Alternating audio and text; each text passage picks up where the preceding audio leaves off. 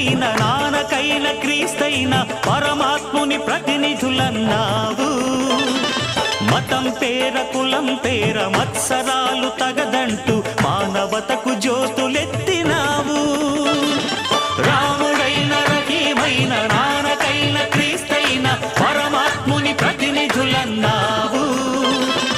మతం పేర కులం పేర మత్సరాలు తగదంటూ మానవతకు జ్యోతులెత్తినావు.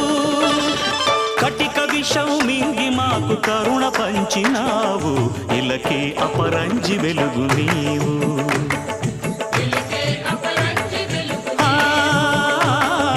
ఇలకే అపరంజి